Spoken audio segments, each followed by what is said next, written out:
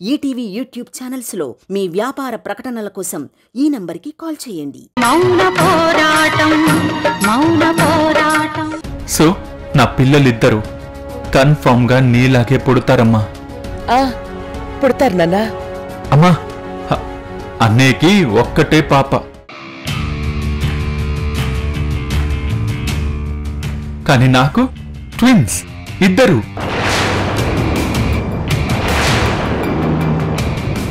ఇప్పుడు చెప్పమ్మా, నీ మీద నా ప్రేమ ఎక్కువ, అన్నయ్య ప్రేమ ఎక్కువ?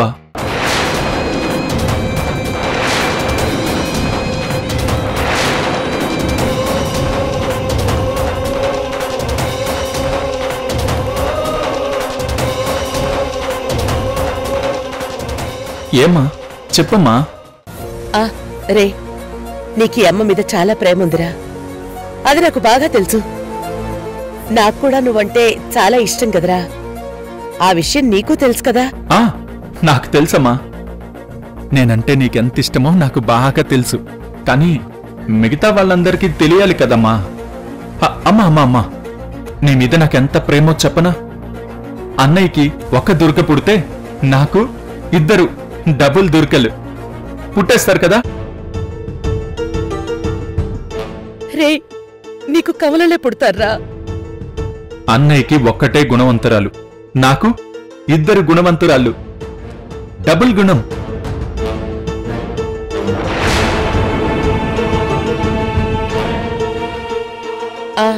అవునరా.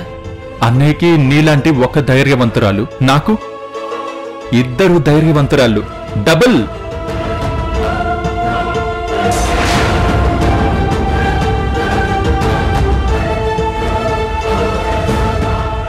అప్పుడు నువ్వొకవైపు, నీలాంటి పిల్లలిద్దరూ ఒకవైపు, మొత్తం నా ప్రపంచం అంతా నువ్వే ఉంటావు కదమ్మా. మురారి, అమ్మా, ఈ ఫోటోని నా గదిలో ఫిక్స్ చేస్తానమ్మా. నేను నక్షత్ర ప్రతిరోజు ప్రతి క్షణం ఈ ఫోటోని చూస్తాం, ఓకేనా అమ్మా? అప్పుడు నాకు పుట్టబోయే పిల్లలు నీలాగే పుడతారు కదా.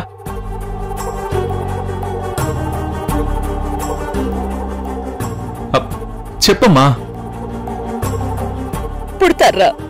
నీకు నాలాగే నా పోలికలతోనే పిల్లలు పుడతారు, సరేనా?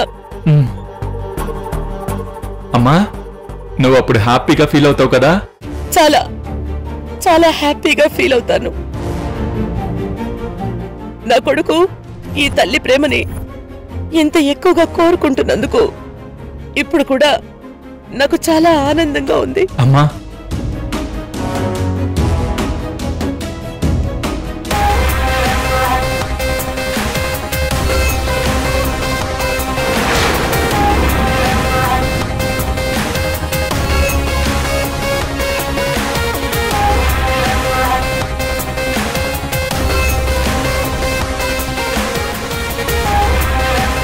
ఇప్పుడు నాకు కూడా చాలా ఆనందంగా ఉందమ్మా. ఇదిగో ఇప్పుడే వెళ్ళి ఈ ఫోటోని నా గదిలో ఫిక్స్ చేస్తాను. మురారి,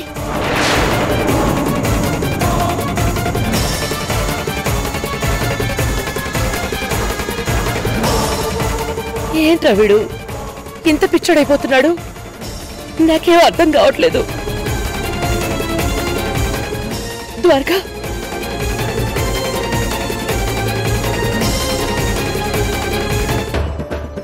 ఇది దుర్గా నాకు కావాల్సింది. ప్రతి క్షణం నిన్ను ఏడిపిస్తూనే ఉంటా.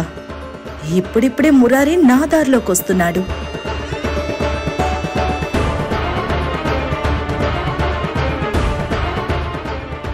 తొందరలోనే వాణ్ణి మొత్తానికి నా గుప్పెట్లోకి తెచ్చుకుంటాను. నా సొంతం చేసుకొని నీ నుండి దూరం చేస్తా.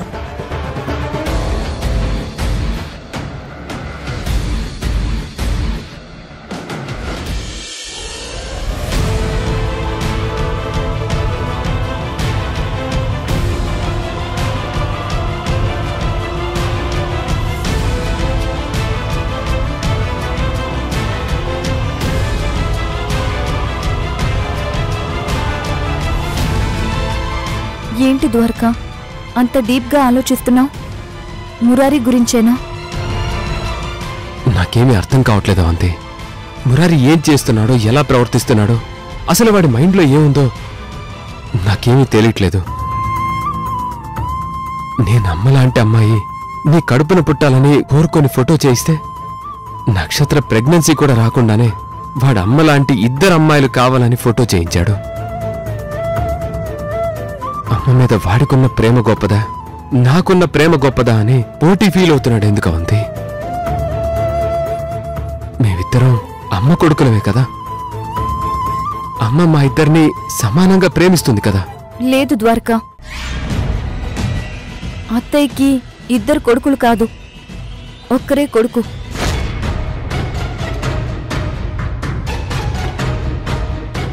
అవంతి, అవును, మురారి దృష్టిలో తనొక్కడే కొడుకు. కాని చట్టపరంగా నువ్వు మాత్రమే అత్తయ్య కొడుకువి. మా మధ్య చట్టపరంగానే మాట ఎందుకు వస్తుంది అవంతి? నేనేమి ఆస్తుల పంపకం గురించి గొడవ పడట్లేదు కదా. మురారి సమస్య ఆస్తి పంపకం కాదు ద్వారకా, ప్రేమ పంపకం. ప్రేమ పంపకమా? అందులో వాడికెవరు తక్కువ చేస్తున్నారు అవంతి? తక్కువ చేయట్లేదు, కానీ తక్కువ చేస్తారేమో అనే ఇన్ఫీరియారిటీ మురారిలో మొదలైంది. అమ్మ నుండి తనని దూరం చేసేస్తారని భయం పట్టుకుంది. అవును ద్వారకా, అత్తయ్య మురారిని ఎంత ప్రేమగా పెంచినా అతనావిడ కడుపున పుట్టిన కొడుకైతే కాలేడు కదా. నువ్వు అత్తయ్యకి 22 ఏళ్లు దూరంగా ఉన్నా నువ్వే అత్తయ్య కడుపున పుట్టినవాడివని తెలియగానే అత్తయ్య నిన్ను అక్కున చేర్చుకుంది. నువ్వు కూడా ఒక్కసారిగా అమ్మ మీద కొండంత ప్రేమను చూపించేస్తున్నావు. ఎందుకు? మీది పేగు బంధం కాబట్టి. మీది తెంచినా తెగిపోని బంధం. కానీ అమ్మ మురారిని గుండెల్లో పెట్టుకుని పెంచుకుంది. సొంత కొడుకులాగే ఫీల్ అవుతుంది. నేను కూడా వాణ్ణి సొంత తమ్ముడనే అనుకుంటున్నాను. అదే, నువ్వు సొంత తమ్ముడువనే అనుకుంటున్నావు, అత్తయ్య సొంత కొడుకనే అనుకుంటుంది. మీతో మురారికున్నది బంధం కాదు, అనుబంధం. బంధం దేవుడు ముడివేసేది, అనుబంధం మన ఫీలింగ్స్ తో ముడిపడి ఉండేది.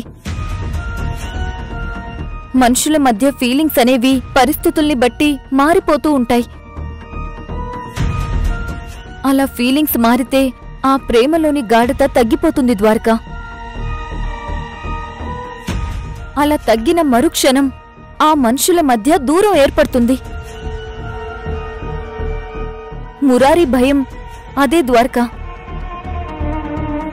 తనకి అత్తయ్యకి మధ్య ఉన్నది బంధం కాదనే భయం. సన్నటి దారం లాంటి ఆ ఫీలింగ్ ఎక్కడ తెగిపోతుందోనని భయం. తనకి వాళ్ళమ్మకి మధ్య దూరం ఏర్పడుతుందేమోనని భయం.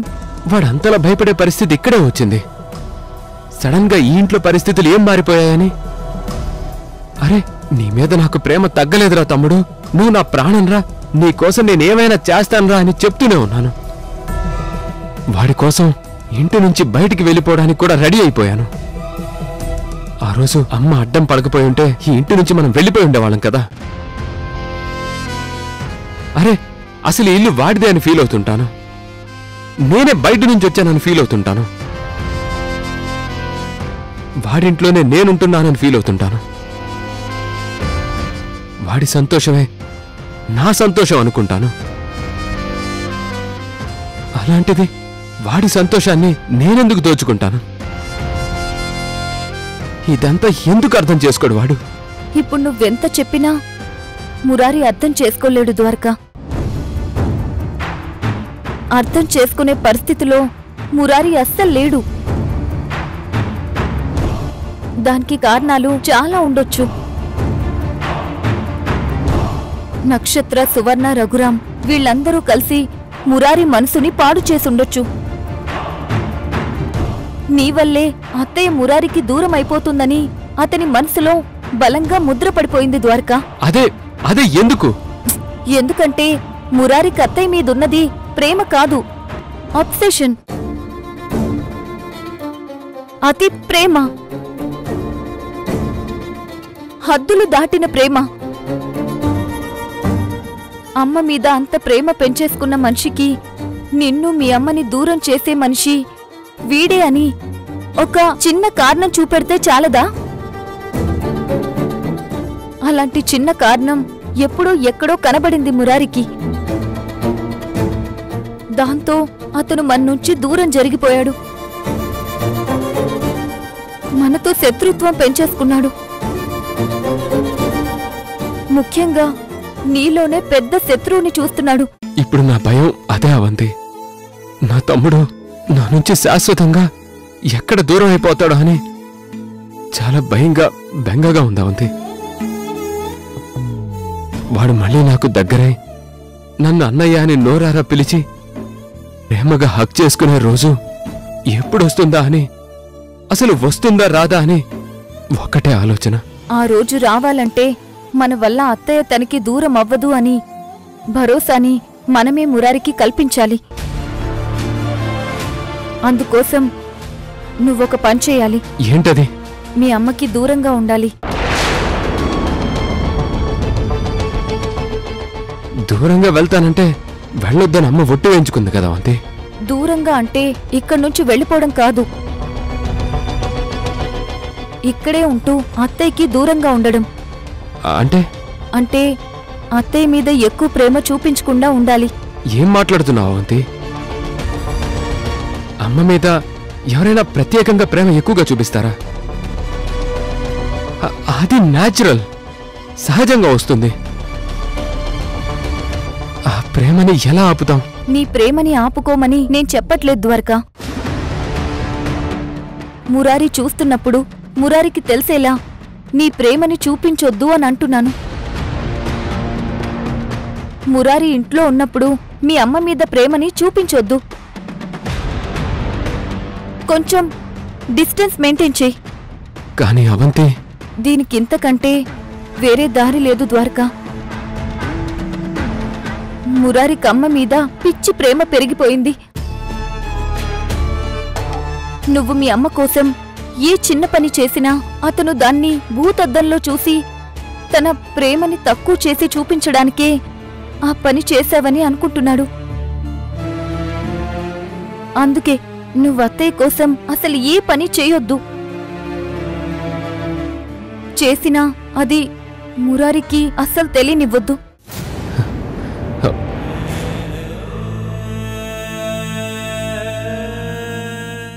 అవంతి,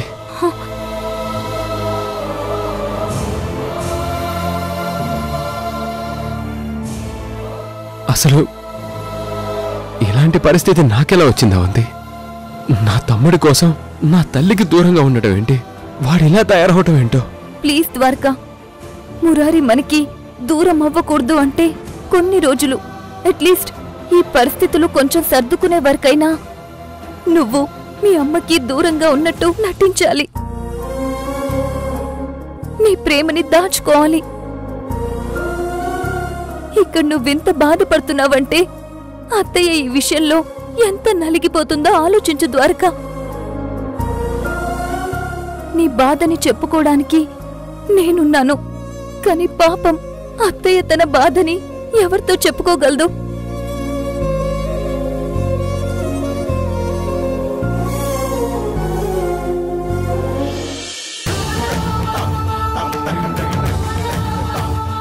నక్షత్రకి ప్రెగ్నెన్సీ వస్తే కడుపులో కవలిలిద్దరూ సేమ్ నీ పోలికలతోనే ఫామ్ అవుతారు. సో నా పిల్లలిద్దరూ కన్ఫర్మ్ గా నీలాగే పుడతారమ్మా. ఇప్పుడు చెప్పమ్మా, నీ మీద నా ప్రేమ ఎక్కువ, అన్నయ్య ప్రేమ ఎక్కువ? ఏం చేసినా ఎంత చెప్పినా మురారి యాటిట్యూడ్ మార్చుకోవడం లేదు. వాడికి నా మీద ఎనలేనంత ప్రేముంది, కానీ ఆ ప్రేమని ద్వారక మీద ద్వేషంగా మార్చుకుంటున్నాడు. ఏం చెయ్యాలి? ఎంత చెప్పినా తలుపుతాడే గాని ఆ ద్వేషాన్ని మాత్రం తగ్గించుకోవడం లేదు. అత్తయ్య గారు, కాఫీ అండి. సారీ, కొంచెం లేట్ అయింది. నాకిప్పుడే వద్దు.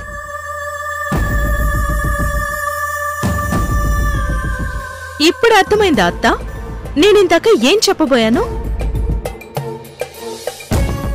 ఇదే ఈ విషయం గురించి చెప్పబోతుంటే నువ్వు నన్ను పొమ్మన్నావు. నీ కొడుకు నాతో కవల పిల్లల్ని కనాలని ఆశపడుతున్నాడు. అది నీ పోలికలతో ఉండే ఆడపిల్లలంట. ఏమత్తా, నేను కంటానా? నీ పోలికలతో నా కడుపున పిల్లలు పుడితే వాళ్ళ మొహం నేను చూస్తానా? నీ మొహం చూడడం అంటేనే నాకు మొహ చిరాకు, కోపం. నీ మొహం దాకా ఎందుకు? నీ ఫోటో కూడా నేను చూడలేను. అలాంటిది నా కడుపున పిల్లలు నీ పోలికలతో పుడితే నేనేం చేస్తాను? అసలు పిల్లల్ని కంటానా? నక్షత్ర, నేను తల్లిని అవుతానా? ఏయ్!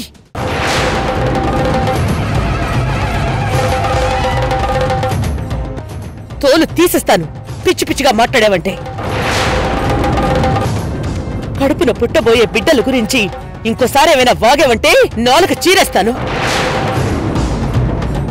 ఇప్పటి వరకు నువ్వు చూసిన దుర్గ వేరు, అసలు దుర్గ వేరు. నాతో మాట్లాడేటప్పుడు ఒళ్ళు దగ్గర పెట్టుకుని మాట్లాడు, లేదంటే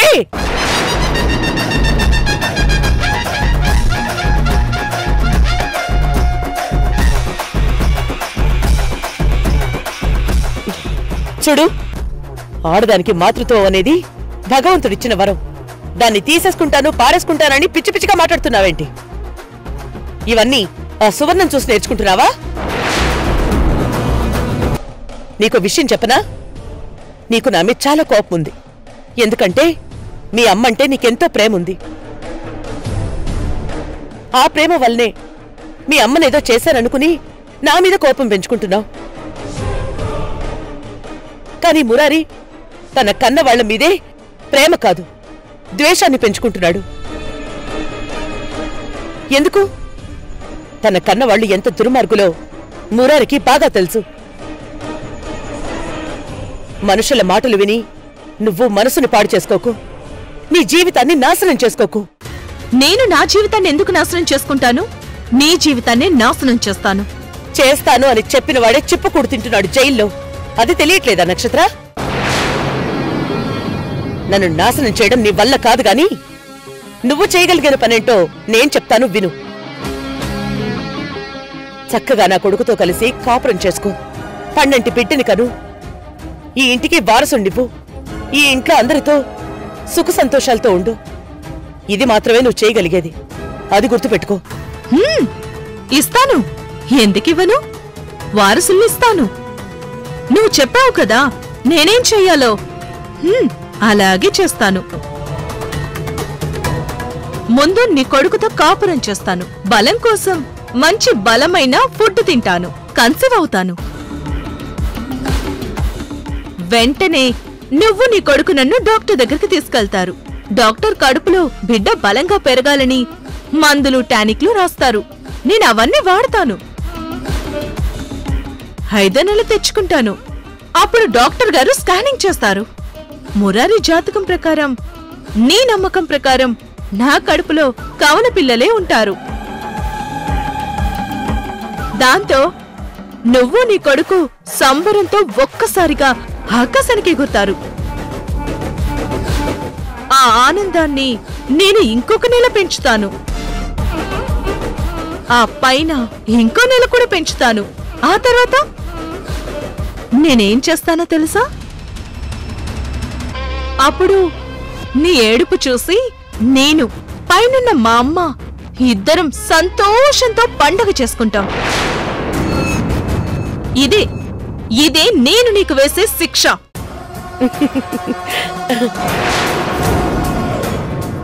ఎంత పిచ్చిగా ఆలోచిస్తున్నావు నక్షత్ర. చిన్న టాబ్లెట్ తీసుకుంటే నువ్వన్నట్టుగానే నువ్వు మీ అమ్మ దగ్గరుండి సంతోషంగా పండుగ చేసుకుంటావు.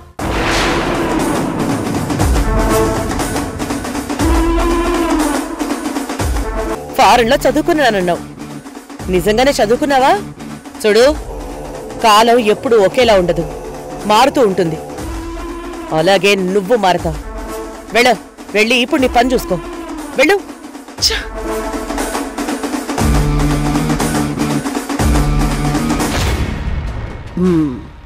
దుర్గని నా కోడలు చాలా స్ట్రాంగ్గా ఎదిరించింది, కానీ చివరికి దుర్గే గెలిచింది. గెలువు దుర్గా, నువ్వు మీ ఇంట్లో అందరి మీద గెలుస్తూ ఉండు. నీకు ఈ ఆనందం ఇంకో 2 రోజులు మాత్రమే. రాజశేఖర్ నీకు పెట్టిన గడువు వారం రోజుల్లో 5 రోజులు అయిపోయాయి. ఇంకో 2 రోజులు మాత్రమే ఉన్నాయి. ఈ 2 రోజుల్లో నువ్వే ఈ ఇంటి నుంచి శాశ్వతంగా బయటికి వెళ్ళిపోతావు.